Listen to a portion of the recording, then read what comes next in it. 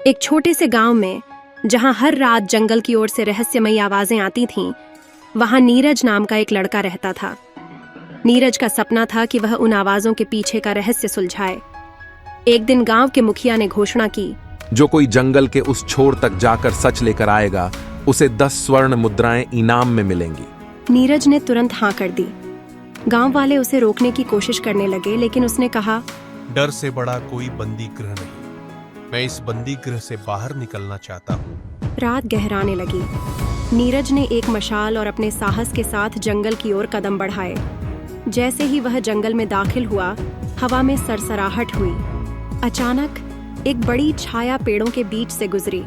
उसका दिल तेजी से धड़कने लगा। कौन है वह? उसने ऊंची आवाज में पूछा। कोई जवाब नहीं आया, लेकिन दूर से हल्की हंसी की आवाज सुनाई दी। आगे बढ़ते ही उसे एक पुराना कुआं दिखा। कुएं के पास एक टूटा हुआ लाल रुमाल पड़ा था। क्या यह किसी की मदद का संकेत है? उसने सोचा। तभी कुएं से धीमी आवाज आई, नीरज, पीछे मुड़ो। नीरज ने झिझकते हुए पीछे देखा। वहां कोई नहीं था। उसकी सांसें तेज हो गईं, पर वह रुका नहीं। कुछ दूरी पर उसे एक झोपड़ी दिखी, जिसमें से रोशनी झांक रही थी। जैसे ही उसने दरवाजा खोला, एक बूढ़ा आदमी अंदर बैठा मिला। तुम्हें यहाँ नहीं आना चाहिए था, लड़के।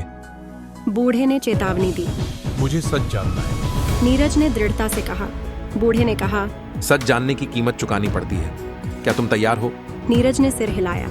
बूढ़े ने कहा, उस कुएं में झांक कर देखो। नीरज कुएं के पास पहुंचा और झांक कर देखा। उसकी चीख निकल गई। वहां उसकी खुद की परछाई पानी में खून से लथपथ थी। पीछे से बूढ़े की आवाज आई, यह जंगल डर का नहीं, तुम्हारे भीतर के भय का प्रतीक है। अगर इसे हराना है तो अपने अंदर की सच्चाई को स्वीकार करो। नीरज ने आंखें बंद कर साहस जुटाया। जब उसने फिर से आंखें खोली, तो जंगल शांत और उज्जवल था। उसने रहस्य सुलझा लिया था। डर पर विजय ही सबसे बड़ा इनाम है। अगले दिन नीरज गांव लौटा। वह खाली हाथ था, लेकिन उसकी आंखों में एक नई चमक थी। उसने मुखिया से कहा, मैंने वो पाया जो सोने से भी ज्यादा मूल्यवान है, अपना आत्मविश्वास। गांव वालों ने उसे हीरो मान लिया। नीरज ने साबित कर दिया कि सबसे बड़ा रहस्य साहस के भीतर छिपा होता है।